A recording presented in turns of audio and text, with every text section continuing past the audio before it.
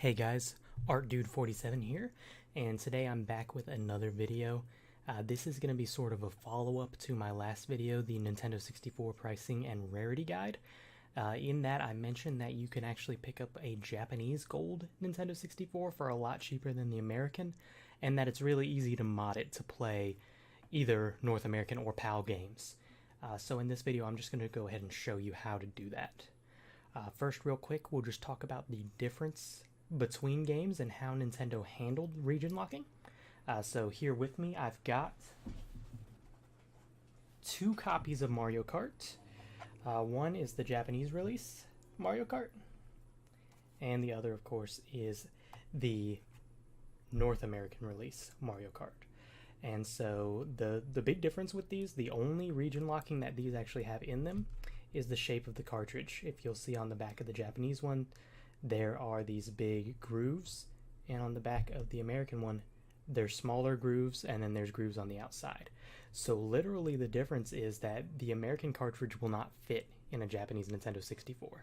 That's the only thing stopping you from playing it. So if you could make the cartridge fit, then you could play it. Now this console is my Japanese console, so currently this can fit a Japanese game, but if I try to stick the American cartridge in there, it's not going to work. It doesn't lock in there, as you can see.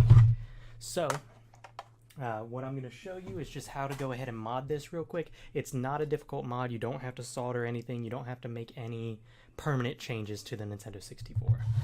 So we're going to flip. Well, first actually you want to take out the expansion pack on the Nintendo 64.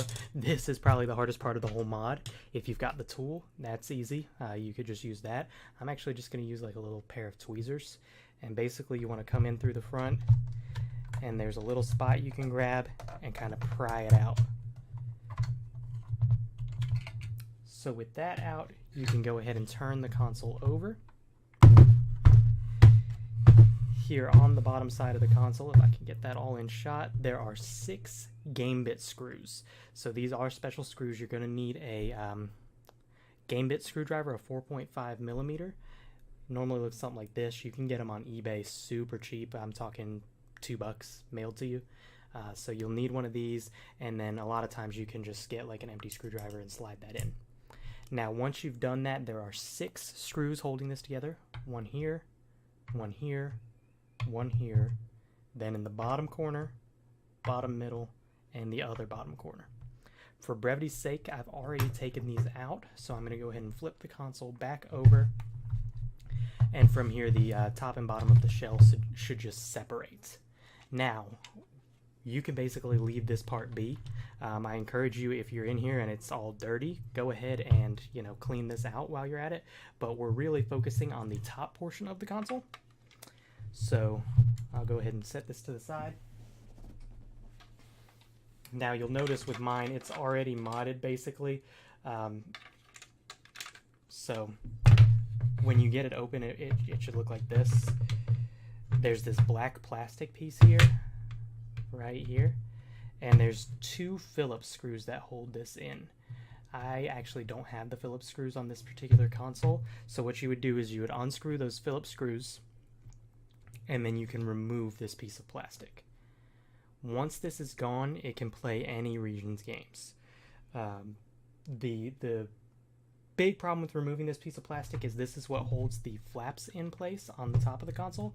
So if you want it to look good with the flaps in place, what you'll want to do is replace this black piece with one off an American console or a PAL console, whichever games you're trying to play. You can just go ahead and replace it with that one, and then you can keep it looking like a completely unmodified Nintendo 64 while also playing the games you want. Now for the sake of this video, we're just going to go ahead and put it back together with that missing. So if you grab the bottom of your console again, this literally just pops back on. Well, you have to make sure that the power switch hasn't slid. In my case, the power switch, because there's nothing holding it, was in the on position, even though it's off on the console. So just make that back to the off position. And now, without putting it all back together, I'll just go ahead and show you one more time. Again, the Japanese game fits into the console. You'll notice just the slight wiggle that you can get with games. The American game release of Mario Kart now also fits securely in the console, and so you could play either or that way. Like I said, this is the easiest way to mod it. You don't have to solder anything. You don't have to damage the system. If you ever want to sell it or something like that, you know, you want to return it to normal, it's not hard to do. You can go ahead and just replace this small little plastic piece. Just don't lose those 2 Phillips screws as I have on this one, and you're good to go. You know, go ahead and replace those. Only other small thing to note, depending on how dirty and mucked up your console is, these feet may or may not come off of the bottom.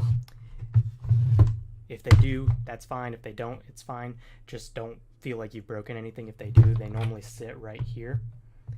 And basically, if they do come off when you're getting ready to put it back together, you just pop them back into place, and then the screw goes down inside of them. So you take your screw and just pop it inside there, and that'll hold these feet back down.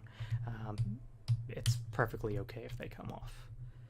Alright guys, so that's it for modding the Nintendo 64 to play import games. If you have any questions, definitely feel free to leave them in the comments. And in the meantime, I do thank you for watching. Please subscribe, leave a thumbs up, that'll really help out the channel. And until next time, I'll see you guys later. Thank you again for watching, guys. If you enjoyed the video, please feel free to check out some of my other content. On the left hand side here, you've got a link to my previous video, which was a Nintendo 64 rarity guide. We go over all 16 officially released Nintendo 64, their rarity and their price. On the right hand side is one of my more popular videos. It's an unboxing video of an exclusive Japanese Charizard Game Boy Advanced SP. Again, thank you guys for watching, and check out those videos.